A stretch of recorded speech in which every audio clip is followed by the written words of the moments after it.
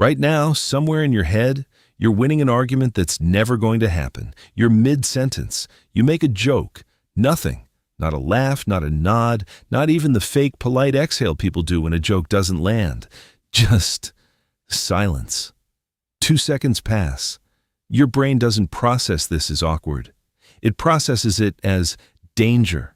In that tiny gap, your heart rate ticks up, your muscles tense. A part of your brain that is millions of years older than conversation quietly puts itself on alert, as if you just heard a twig snap in the dark. Here's the strange part. Nothing happened. No words were said. No move was made, and that's exactly the problem. Because your brain was never built to handle nothing. It was built to fill it.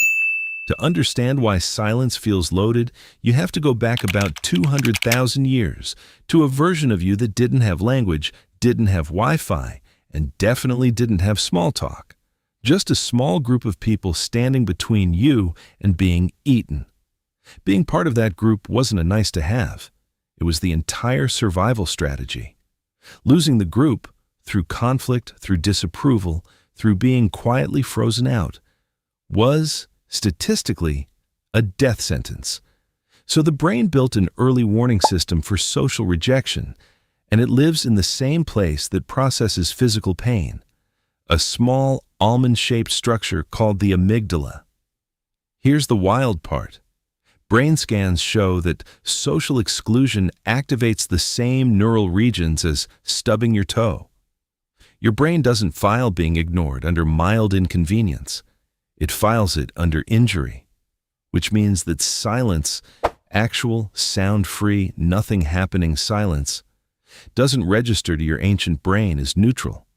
It registers as possible exile. And exile used to mean death. So your brain treats the pause after your joke with the same seriousness it would treat a predator in the bushes. But here's what makes it worse. Your brain doesn't just flag silence as risk. It writes an entire story to explain it. And depending on the situation, it tends to reach for one of 3 scripts. Script 1, the silence of power. This is the boss who says nothing after you present an idea. The date who takes 10 extra seconds to reply to your text. Silence, here, becomes a tool, a way of holding control over a moment without saying a single word. Researchers have a name for this. It's related to what's called the power silence effect. The person who controls the pace of a conversation is subconsciously read as the one who holds the power in it. Silence isn't empty. It's leverage. Script 2, the silence of judgment. This is the silence after you say something a little too honest at dinner. No gasp, no reaction, just stillness, while your brain frantically tries to read a face that isn't giving anything away. This one is brutal, specifically because there's no data. A frown you can work with, you know where you stand. A blank stare gives your brain nothing to calibrate against, so it defaults to assuming the worst version of the story. Psychologists call this ambiguity aversion. Humans would rather have bad news than no news because uncertainty itself feels like a threat. Script 3, the silence of disconnection. This is the long-married couple sitting in a restaurant, phones down, nothing to say. No conflict, no tension, just quiet. And it can feel like the loudest silence of all.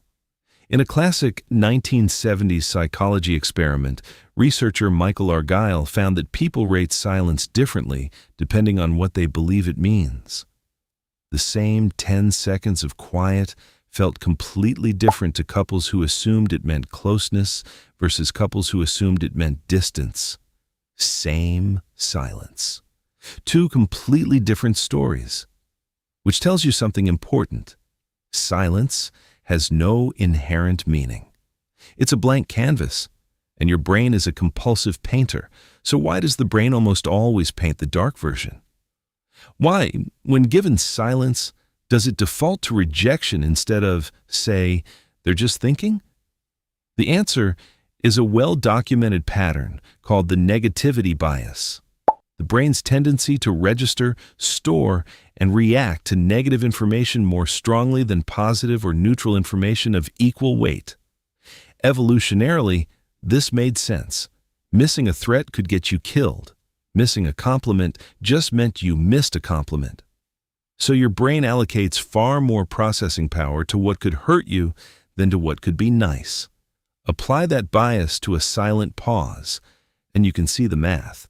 Your brain isn't randomly guessing. It's running old, rigged software that was optimized to keep your ancestors alive, not to keep your dinner conversation relaxed. And there's a feedback loop that makes it worse. The more anxious you feel during the silence, the more your body reads its own anxiety as proof that something's wrong, which deepens the silence. Because now you're too busy overthinking, which means the silence you're afraid of is sometimes one you're quietly creating. Not because you're doing anything wrong, but because the system meant to protect you is working exactly as designed. Here's the reframe worth sitting with. Silence was never actually the threat. The threat was always the story your brain writes to fill it.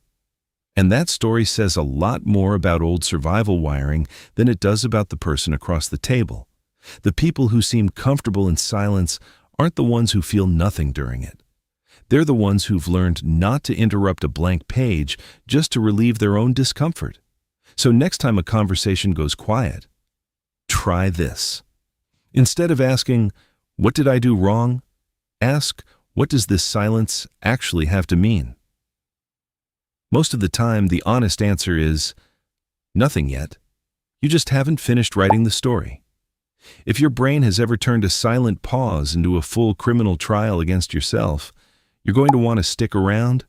This channel breaks down exactly this kind of everyday mental chaos, one doodle at a time. Subscribe if you want your brain explained without the jargon.